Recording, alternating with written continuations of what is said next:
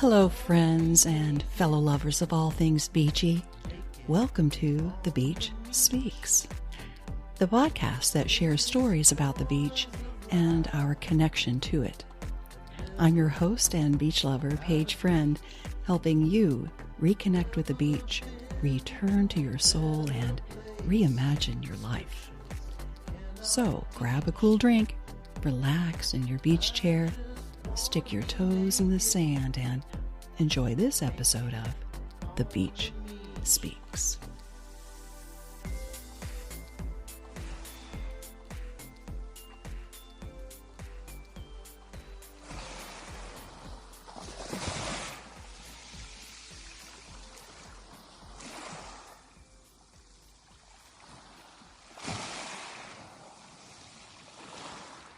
Hey, beach lover.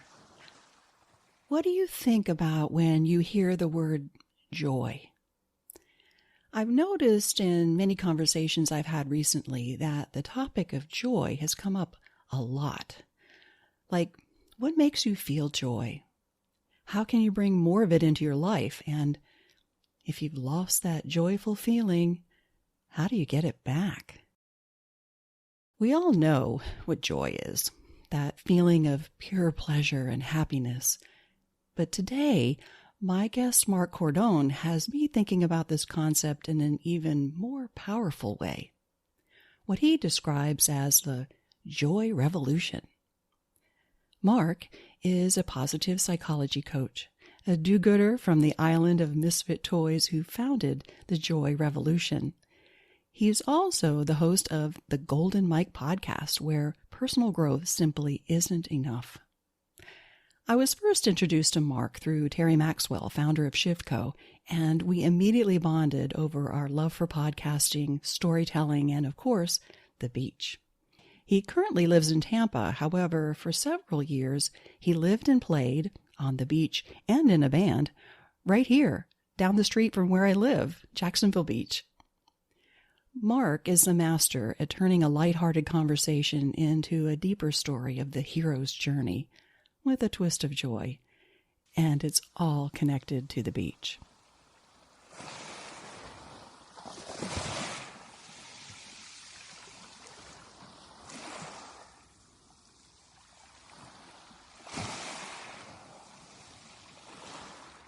Hey, Marc. Welcome back to the Beach Speaks. It's good to be back, and it's good to see you. I say welcome back because you and I recorded something, last year probably. And oh my gosh, yeah. The files got lost, the lost files. It's all good.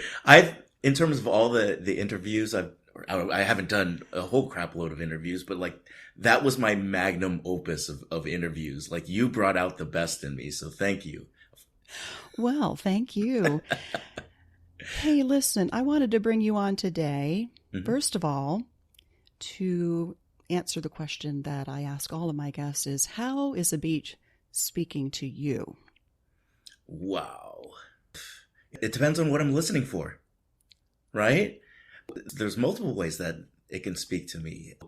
I've looked to the beach, both metaphorically and on a real beach like Jacksonville Beach, as a place of respite and rejuvenation.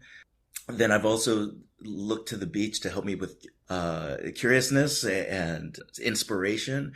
And I've also looked to the beach for some pretty hedonic things. I've had first kisses on the beach, last kisses on the beach, so anything from peace to sex, drugs, and rock and roll, and everything in between. And depending on what time of my life that I was looking for certain things, it would speak.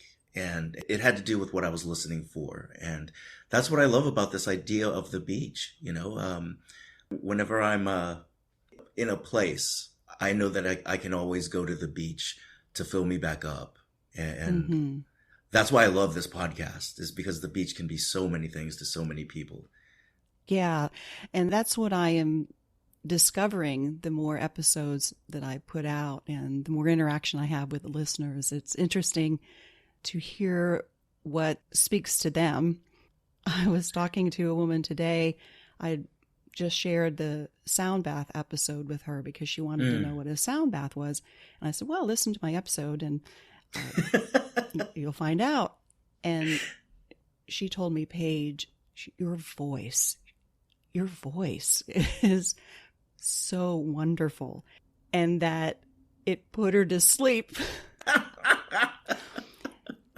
And I said, I love it. That's okay. She said, I just closed my eyes and listened to your voice.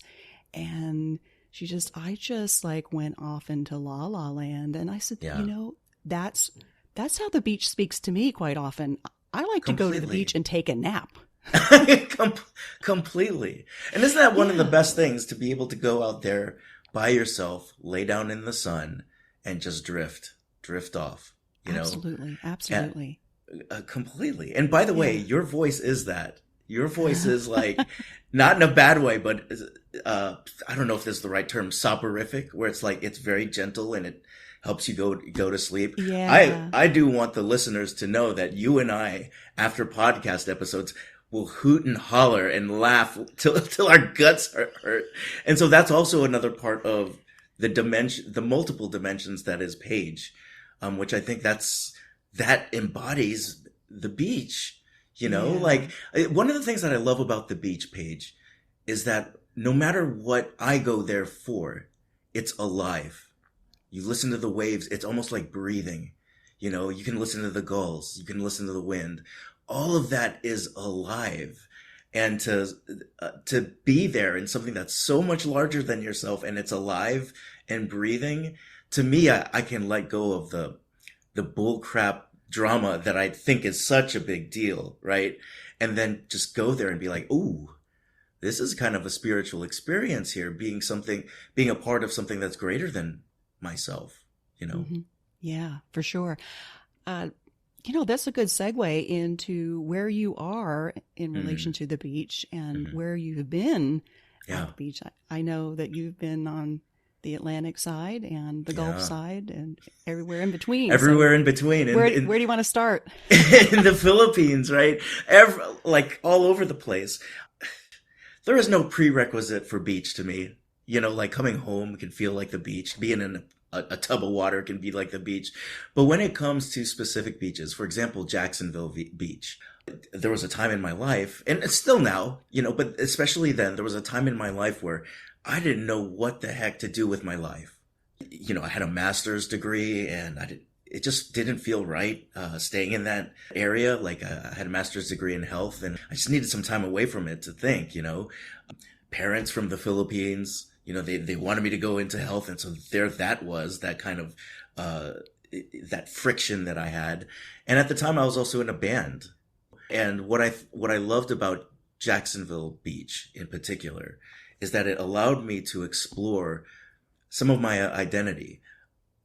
No offense, Paige, I only know Filipinos in Jax. So like to be able to share, like to go to the beach, kick a soccer ball around and share stories about our families and to speak in a Filipino accent with other people who are Filipino American was what I needed to see each other struggling with our identities or working through our identities. There's some folks who parents wanted them to go into medicine or the legal area, and they freaking pushed against their parents. They were like, absolutely not.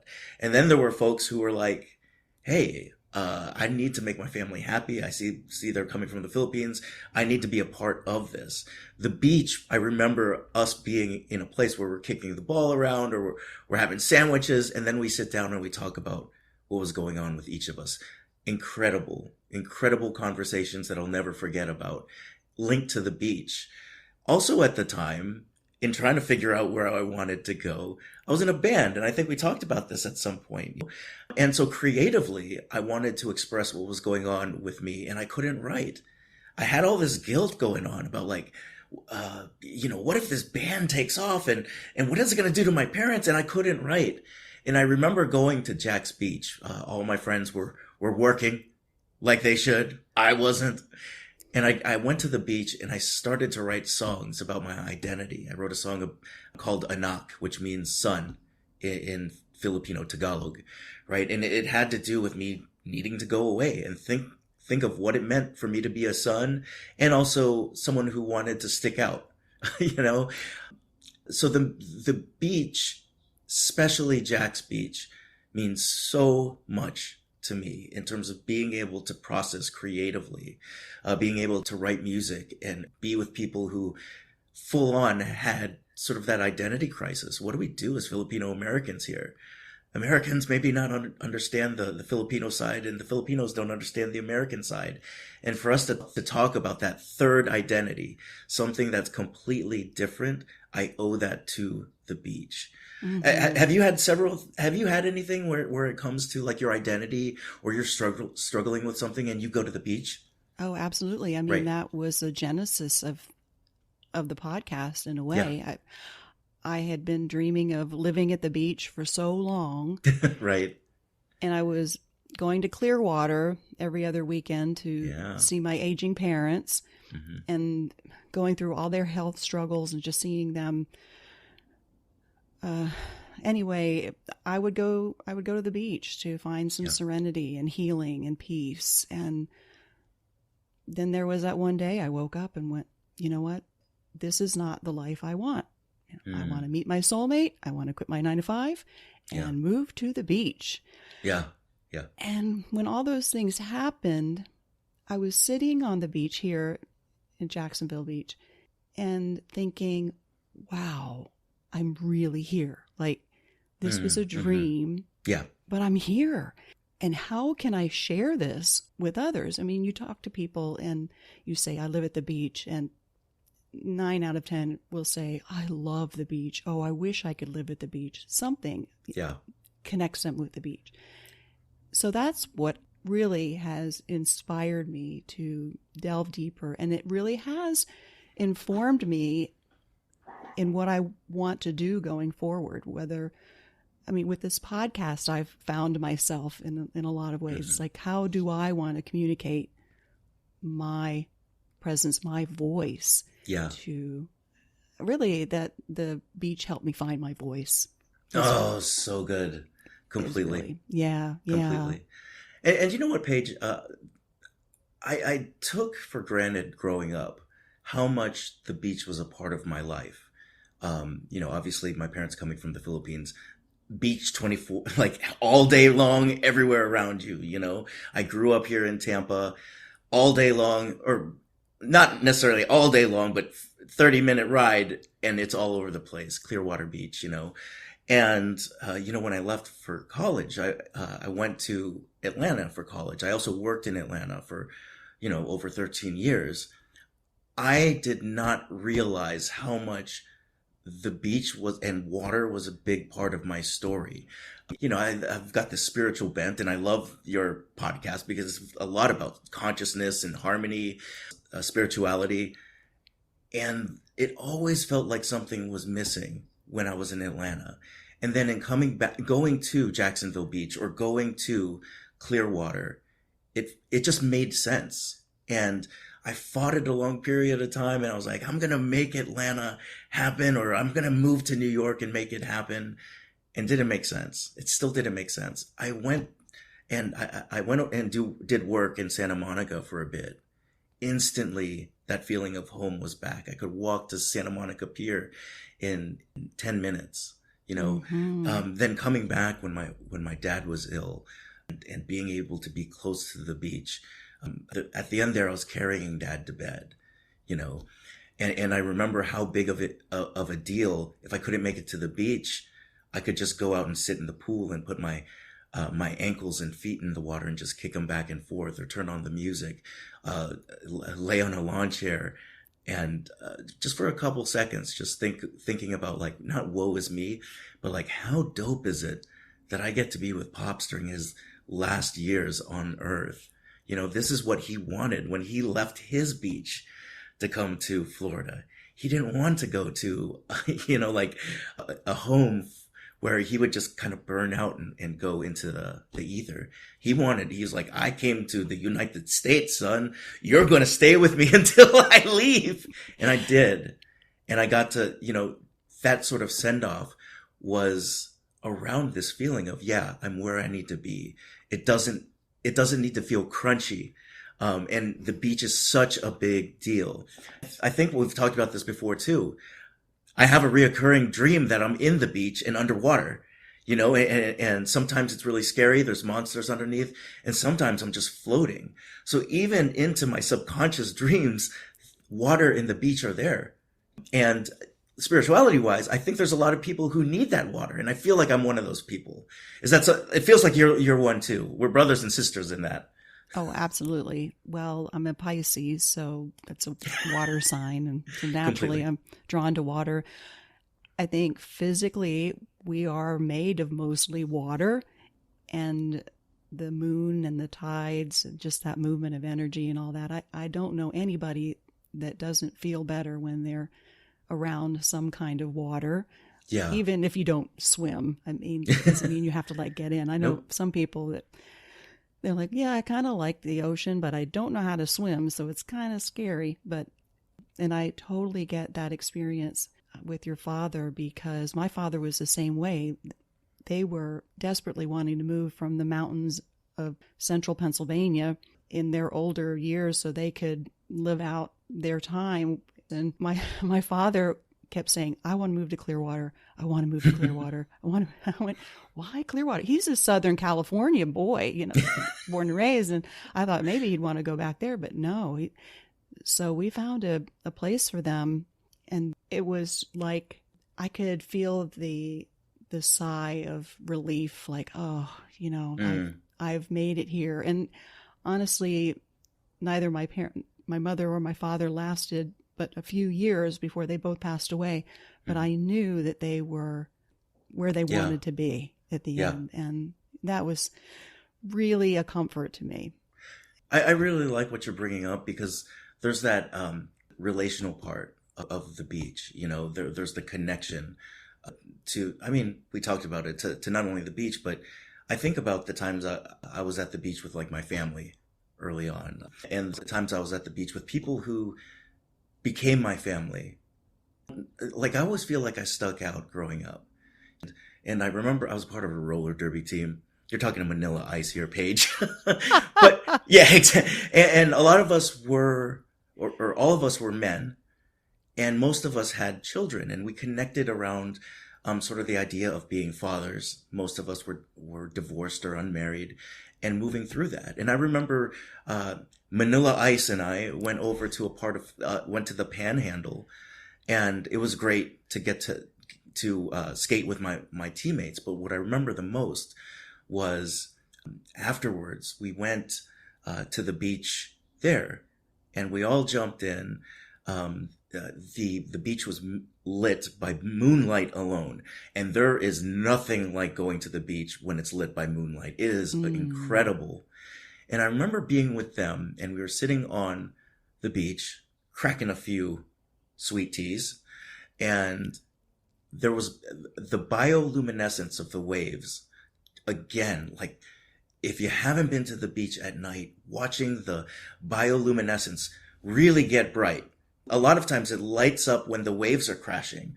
So the waves kind of become this neon thing. And I remember all of us jumping in, being like, we have to go in. We were wrestling with each other. But I remember that being a time where I was not feeling external. I felt like I was a part of a group of people.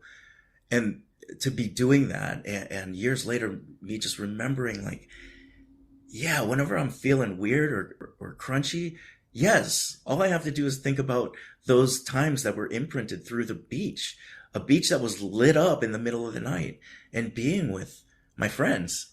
There is that rejuvenation, but then there's the connection, and I wouldn't call it lasciviousness, but that sex, drugs, and rock and roll piece that I needed at the time, because I was working a little bit too hard and I needed a little bit of hedonism. It provides, it provides whatever you need. It provides. You were talking about being a father. Yeah. I know you have a son, and have you imparted that love for the beach or the water onto him? Does he have that same connection? I don't even have to. Like, every time we're together, he either wants to be swimming, in Florida, he wants to be at the beach. He doesn't want to go. He always is asking for 5 more minutes. But that's another piece there, to be able to sit down with him and, chase him around as much as I can. That dude's fast. We eat some bologna sandwiches, and a lot of times we're not talking about anything. We're just there to play. But to sit with him and kind of take the sand and build, like sand castles, or build these forts, because we'll bring his little green army men out, and to sit there, and while we're building it, to be able to ask him some pretty deep questions. How are things really going with school? Talk to me about your friends. And it seems like those are the times when we're focusing on one thing that I get to connect with him on another, in another way.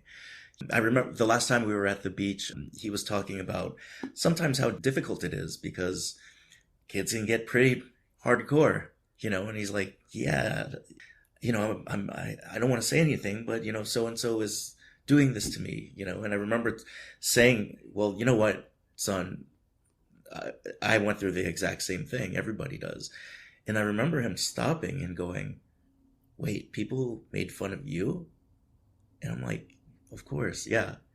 And I was like, I wish the things that I was in control of, I wish I didn't partake in that. I wish I didn't necessarily be the jerk, Yeah. So we had a conversation about it. What are the things that you can control, son? Sometimes you can't control that, but you can control how you act towards others. You can control how you respond, and literally being there for him and saying, I always have your back. And I remember he wants to go and get snow cones after that. He wants to play ping pong.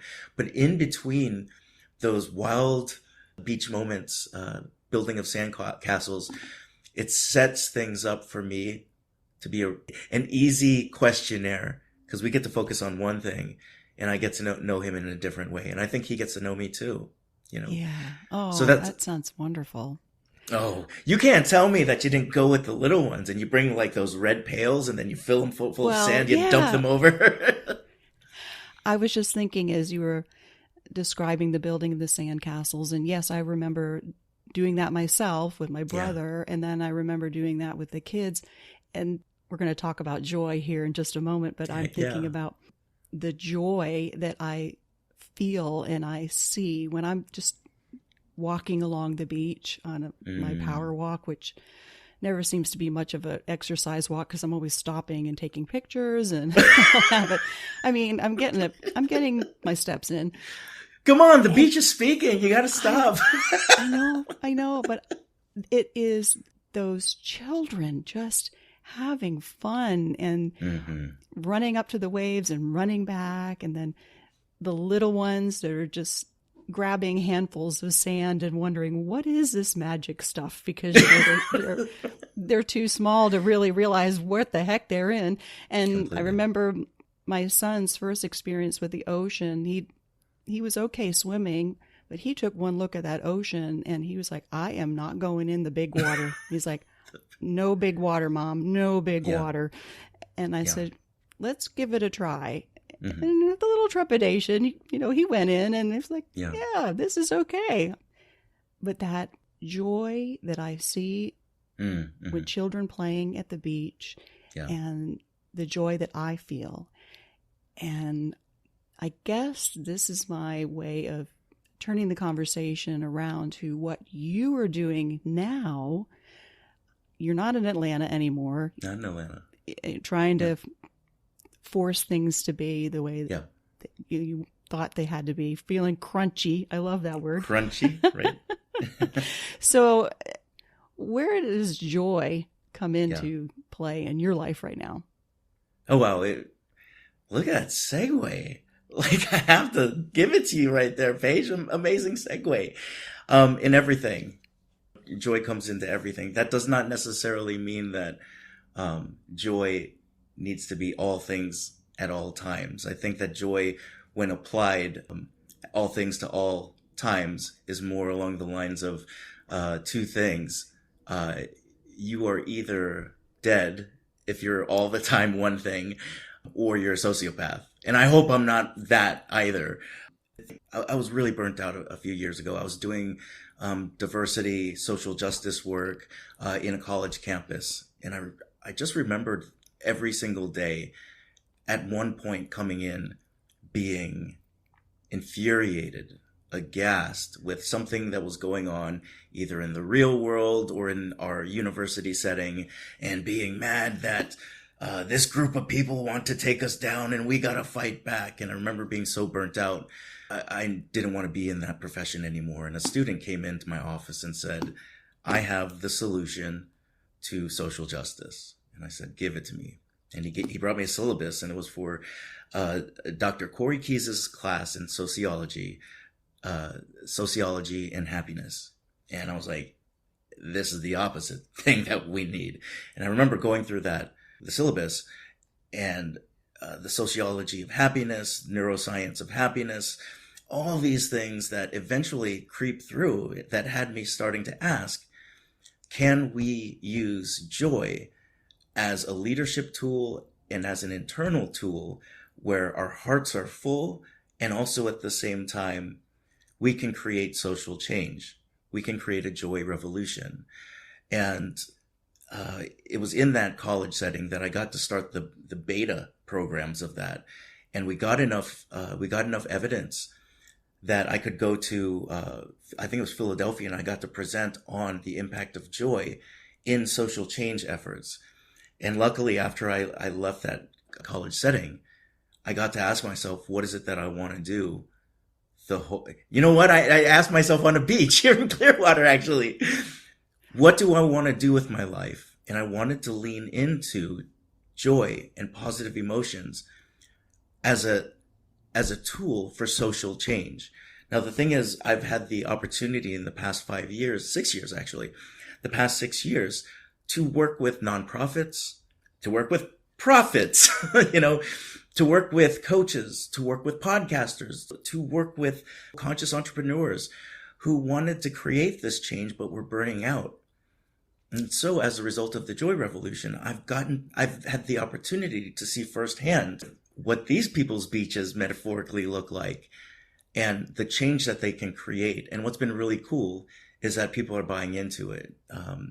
They're seeing, I didn't have to use fear and guilt and shame on people as a tool. I can literally get people excited in the same way that people get depressed or angry and become this mob.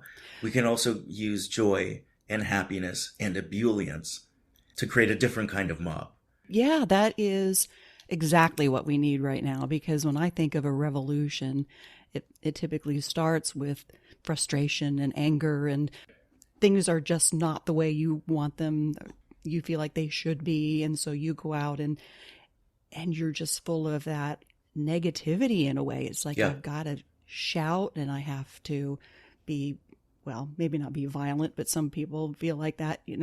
There's no joy being completely expressed. Yeah. And then even in the workplace, Yeah. you're disgruntled with your job, and it just might be that you need to find the joy in what you're doing. Yeah. Maybe you enjoyed what you were doing, enjoy what you were doing before, and somehow you lost it. I mean, I've felt that way. Yeah. Yeah. And I'm not, the Joy Revolution isn't something that we're saying needs to replace every single way to create change. I think that it's fair. But if something crazy happens and we need to be aghast about it, or we're angry, or we're upset, it kind of makes sense. And yet, almost everything that's happening, that's bringing us together, are around that upsetness, or around that rage. And you know what? Like, if I was a parent who had a kid shot in a school situation that's supposed to be the most safe thing, I'm going to pick up my pitchfork. I'm going to be pissed off. And yet in the long run, what is the end game? We want something that builds resilience and grit. And something like joy fills you up much faster than anger. It's a different type of thing. And so what I'm hearing you say is that anger and frustration can be the catalyst for your wanting to do something in social change or whatever, but that joy is what's going to sustain you. The long term, right? Long term. And so, for example, if we're a part of any movement and we get angry and we tear down walls, we build up new structures. If we build up new structures in anger, it's no better than the structures we took down. So we're looking for progress and iteration here.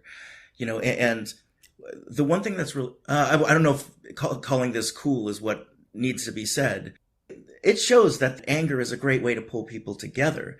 And yet there is enough research on things, particularly on the idea of collective effervescence, where people come together. You see, you got me, the way that you're looking at me, you got my goosebumps going there. Like, collective effervescence can be a way that we really feel this sense of belonging greater than ourselves. And it doesn't have to be in anger. It doesn't have to be in rage. Collective ebullience, they're showing it right now when it comes to sports teams and stuff like that. But what can we do with that idea of collective ebullience, collective effervescence, that can really lead to some changes right now? And also, also at the same time, 2020 is behind us. And that was such a major point where people were asking themselves, what does it mean to live a virtuous life? What does it mean to live a joyful life? And we see so many people resigning from jobs, wanting to lean towards things that they're more passionate about, leaning towards things that they don't want to have any regrets about. Who wants to live a life? And at the end of it, you're like, I wish I would have spent more time with my friends doing things that I wanted to do. And there's a woman named Bronnie Ware who did this study on folks who are in their last breaths. And they were all saying the same thing. They were all saying, I wish I would have gone out there. I wish I would have metaphorically listened to the beach. I wish I would have gone to the beach with my friends. I wish I would have been more doing things that I was passionate about. I wish I would have spent more time on myself. All of those things are things that the metaphorical or realistic, the real beach can provide if you're ready to listen to it. Yeah, right. I talk to people who say, oh, I wish I could live at the beach, or I miss the beach. And I often say, what does the beach represent to you? Maybe, yes, you want to physically be at the beach. I mean, who doesn't? However, so often it means freedom or peace, serenity, and you don't necessarily have to physically be there, right? How can you create that in your life right where you are? Yeah. And I often say, well, if you can't get to the beach, I'll bring the beach to you. That's one of the things that I try to do with the podcast. Yeah. Is give people that sense of freedom or what can be. Oh, I absolutely love that, Paige. And right before we jumped on our episode today, I actually wrote a couple things down in terms of what the beach means to me through a positive psychology bent, And if you don't, so it's based on a model that I had heard from Tal Ben-Shahar, who had the most popular class in Harvard history, which was about happiness, right? And so there's 1, 2, 3, 4, 5. There was 5 things that I got to learn from him that I realized were important for me in connecting to a beach, realistic or metaphorical. It's called the SPIRE model, SPIRE. The first thing that the SPIRE model talks about in terms of being joyful is spirituality, feeling like we belong to something larger than ourselves. And we talked about it at the very beginning of this, If you don't think that there's something bigger than yourself, try going against the ocean wave and try to stop that thing. Ocean liners can't stop it. It's part of our nature, to be a part of something bigger than ourselves. Physical. When you're talking about your walks with the camera, but providing that idea to, if I want, I can swim. If I want, I can take a walk, being able to look at things from that physical. If I want, I can take a nap for rejuvenation, so that physical piece. The third thing being intellectual, being able to go out, maybe ask yourself some big philosophical questions. Cause I don't know about you, Paige, but that's where I ask the questions. When I'm on the beach, when I feel the breeze, when I feel the sand on my feet, when I feel the ocean and the birds. And number 3 for me is hearing the kids playing out there if I close my eyes, you know. The R piece being relational. You know, talking about our kids, building the sandcastles, talking about your partner or your mom and or your dad, all of that having to do with something relational. And so I guess the final one would be emotional. I'm burned out. I'm not the type to push back against Filipino parents or the Filipino paradigms of values. I need to go and collect myself at the beach. And so I think that's the SPIRE model, right? Spiritual, physical, relationship, intellectual, and emotional. And the thing is that if I remove myself from a beach setting, what is it in my life that provides for the spiritual? You know, so I don't get to be at the beach every single day. Sometimes it's cold down here in Tampa and I don't want to poke my feet in there. But what area do I get to feel spiritual outside of the beach? Physical, intellectual, relational, and emotional. And my take on things is you can't really replace the beach, but you can have some things to hold up for a little bit. Yeah, and, yeah. What are your thoughts on the SPIRE model? Oh my goodness. I love that. And that is so on point with, I guess, what I was thinking about, how you can create that feeling that you feel when you're at the beach, wherever you are, because it is really that relation, the emotion, the spiritual parts that being at the beach connects us to, right? Now, as a beach specialist, are there things outside of the beach that kind of hold up for the beach when you can't get there? Oh yeah, well, the 32,000 photos I have on my phone of the beach. All I need to do is scroll through and look to see all these beautiful images that I took. That I can immediately go to. I have recordings of just the ocean waves and all of that I can pop on and listen to. Yeah. Really, just looking at images and trying to recreate the sounds in some way where I can just close my eyes and get back to the beach. I know when we went to Costa Rica, waking up to the sounds there, because you're in the rainforest and you hear the birds, and probably in the Philippines you've got that going on all the time too.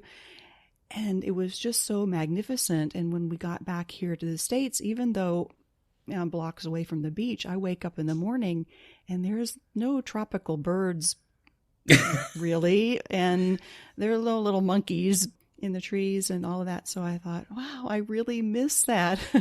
Yeah. And I thought, how weird, because I live at the beach, but I'm really missing that. And someone said, well, why don't you just look up a recording of, there's probably dozens of tropical rainforest sounds you can listen to. And I said, yeah, of course, and maybe I can pipe it through some outdoor speakers so that oh my gosh, I can hear it through my bedroom window. You can also go to Busch Gardens over here that cranks the animals through their speakers too. Oh yeah. But what I love about that's a big deal what you're talking about there. Not necessarily be able to be at that place of rejuvenation, but to activate it. I think the term is remembered wellness, where you can remember some of the inputs. And if you try to recreate those inputs, even through visualization or cranking it through your CD player, whatever the kids are listening to today, those pieces can create a cascade of the positive feelings that you felt in Costa Rica. And again, I think for me to be able, it's very kind of selfish to talk about this, but when this episode is recorded, I can listen to this episode and remember how fun it was to do this with you. And not only that, but remember when we met 2 years ago and we were just so excited to meet each other, and the amount of times that we just missed each other in terms of being in Tampa and Brandon, that all can be remembered. And it can be a podcast, it can be photos, and you don't always have to be at the beach to get that. You just gotta, as we talked about earlier on, listen. And then once you listen, store it. And then after it's stored, activate it. Like a really good photo. Yeah, I love that. I think this might be a good place to wrap things up. I know that you and I could talk for ages, and I'll definitely have you back. We'll record some more. Yeah, I mean, this is not the last that you're going to hear from Marc Cordon. Oh, I love it. I want to be able to share some links to some resources you have or talks that you think might inspire people, and where we can find you on the interwebs and all of that. So I'll have that posted in the show notes. But amazing. Tell me where you are, what you're doing, how people can get a hold of you if they're interested.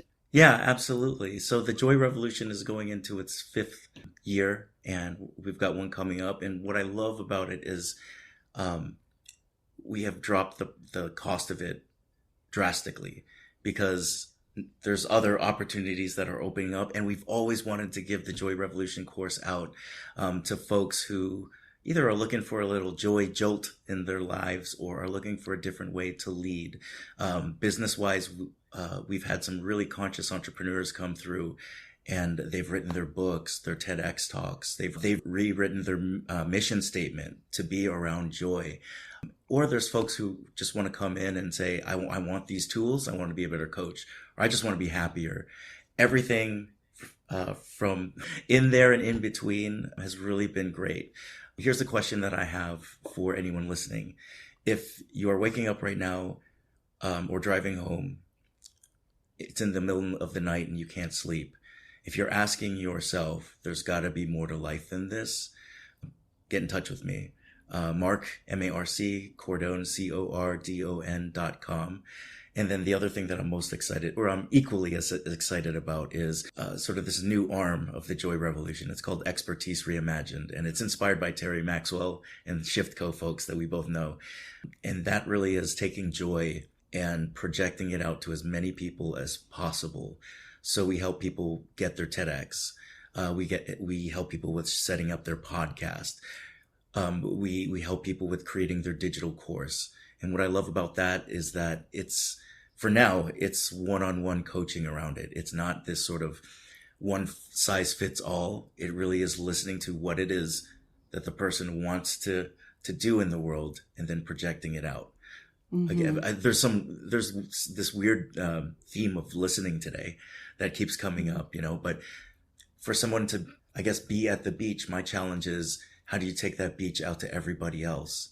And my answer would be through social media, content generation, podcasts, TEDx's, digital courses. And if you want that boost of joy, marccordon.com, MARCCORDON, marccordon.com. Perfect. Helping people find their voice and get it out into the world, like I'm doing here with the podcast, just creating a connection. That's my word for the year, is connection. Well, you're incredible at that. And number 2 is you were already an incredible interviewer and podcaster when we first connected, but you are like next level. I just wanted to honor that. I see you, and you put in a lot of work, and it's coming through. You are incredible. Thank you, Paige. Oh, thank you. The beach is speaking. Are you listening?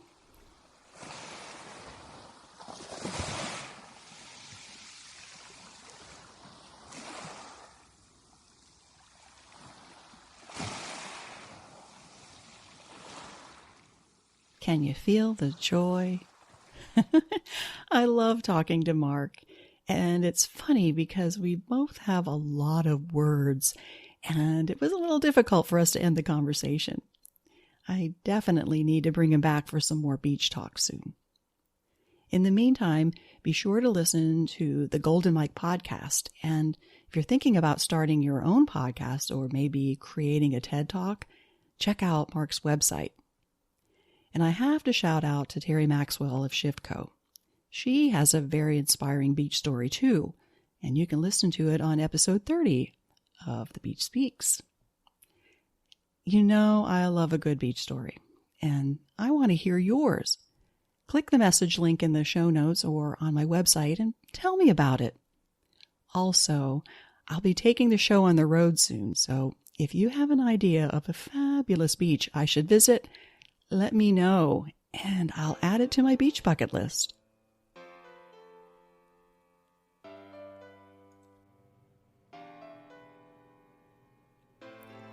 Thank you for listening to this episode of The Beach Speaks.